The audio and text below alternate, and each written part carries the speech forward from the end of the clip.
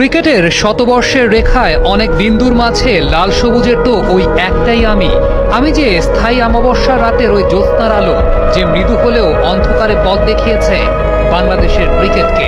আমি যে বর্ষার বাতাসে মুকুলিত বসন্ত। আমি ক্রিকেটের পংক্তিমালায় নতুন এক মাত্রা। আমার নাম সাকিব আল হাসান। আমি বাংলাদেশের ক্রিকেটের সূর্যোদয়। বাংলাদেশের ক্রিকেট যদি একটা কাব্যগ্রন্থ হয় তাহলে এর সনেট বা চতুর্দশ কবি সাকিব আল হাসান। কবি যা রচনা করেন তাই কবিতা, সাকিব যা দিয়েছেন তাই বাংলাদেশের ক্রিকেট। ক্রিকেটে লাল সবুজের ব্র্যান্ডিং এর বিশ্বায়নের শুরুটা তার মাধ্যমেই। নিজে সমীহ আদায় করেছেন, বিশ্ববাসীকে বাধ্য করেছেন বাংলাদেশকে সমীহ করতে।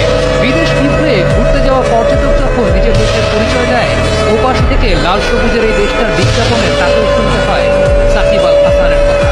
বংশের তোয়াক্কা না করে খান বা চৌধুরী বংশের কেউ কেউ নিজের সত্য সুনিষ্ঠ শিশুর নাম রাখেন সাকিব আল হাসান। কেউ বা নিজের নাম পরিবর্তন করে নিজেই রাখেন সাকিব। কেউ কেউ এক ঝলক সাকিবের সান্নিধ্য পাওয়ার জন্য বিনিদ্র রজনী যাপন করেছেন। আবার কেউ বা সাকিবের ব্যাটিং দেখবে বলে স্কুল ফাঁকি দিয়ে পিঠে মানচিত্র এঁকেছে।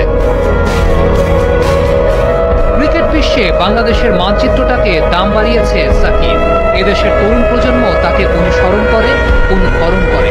জীবনের শেষ দিন গুনতে থাকা বুড়ো দাদু নাতিকে মাথায় হাত দিয়ে আদর করে বলে, আমার নাতিটা যেন সাকিব আল হাসানের মতো হয়।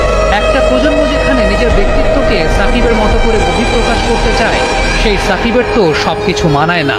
যে সাগরে সব জাহাজই যায়, সেই সাগরে সাকিবের জাহাজ যাওয়াটাও কি মানায়? হ্যাঁ, ক্রিকেট আইডিওলজির পুরো দায়ভারটা সাকিব নিয়ে বসেননি, কিন্তু একটা প্রজন্মের গ্রুম আপ আইডিওলজি যে তার দ্বারাই প্রভাবিত। যে মানুষটা সর্বোচ্চ আনন্দের উৎস, সেই মানুষটাকে বিতর্কে দেখতে চান অযথা। ব্যাপারটা হয়তোবা সাকিব আল হাসান নিজেও বোঝেন দেখেই ফিরে এসেছেন। জাহাজটা যে সাগরের দিকে ছুটিয়েছিলেন